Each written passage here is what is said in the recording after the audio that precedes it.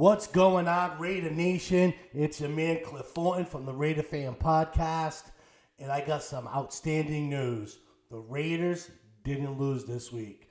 Also, they didn't play, so it's going to be interesting to see how they come out of their bye week.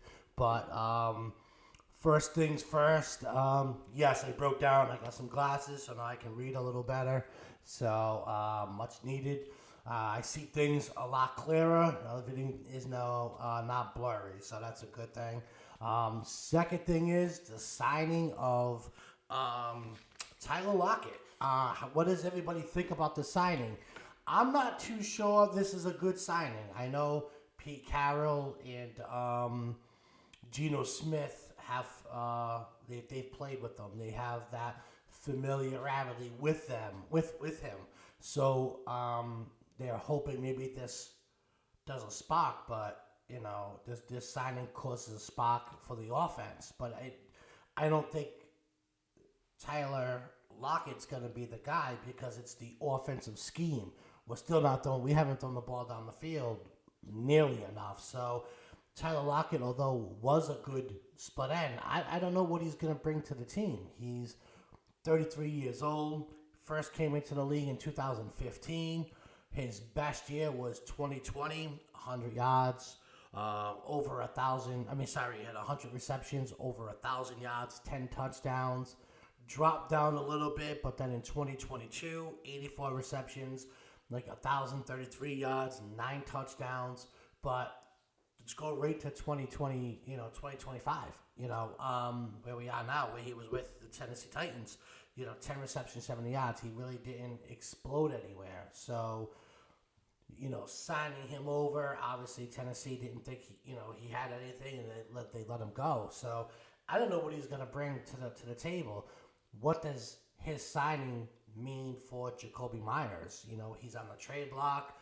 Who's better, Jacoby Myers, Tyler Lockett, or does Trey Tucker feel the blood? Then you got Jacoby Myers and Lockett out trying to get that 1-2 punch combination, but I'm not seeing, too much from Jacoby Myers. I know he was hurt. When he comes back, what kind of player is he going to be? How's our tight ends? Are they, we should be fully healed by the time we play our next game. I'm kind of anxious to fast forward to this weekend to see what type of adjustments this coaching staff puts together.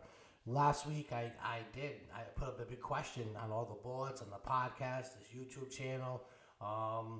Who should take the blunt of everything? Should Geno Smith be benched? Should Pete Carroll be fired? Should Chip Kelly be fired? And kind of reinvent the wheel. And I figured there'd be one here and one there. What I didn't expect is all three. Not one person said it should be one person over another. They just said a complete, turnover, which I don't know if that's the best thing to do, but the way this season is going, Kansas City's on fire, Denver's on fire, the Chargers, they're doing really good too. So we're not going to win the division. We're too far in the hole. It'd have to be drastic. We would have to go undefeated, and some other things would have to take place. But I'm interested in seeing what Pete Carroll does with this team.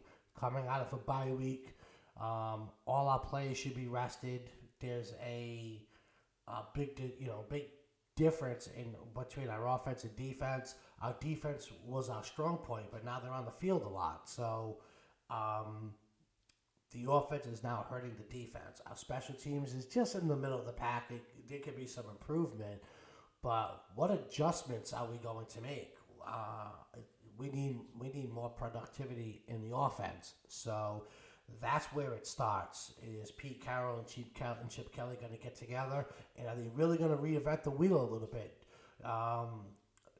More so play to Geno Smith's strengths. And I'm trying to figure out what they are, because he did very good in Seattle, but he's not that player. And it could be just the offensive scheme. It could be anything. But I'm very concerned about where this franchise is going. I know he's coming in. We don't like to hear the word rebuild, but he's trying to find out who these players are. But you should have already found that out by now. The most interesting and honest thing that Coach Pete Carroll did say is he thought we would be further along than we are, and that is a honest evaluation. That's on him, that's on the coaching staff, and on the players.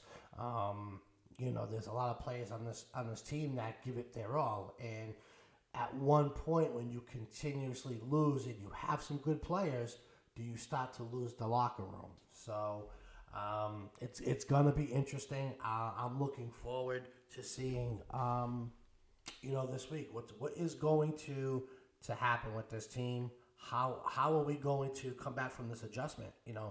Bye week, are we going to come out swinging? Are we going to come out strong? Or are we just going to play mediocre football?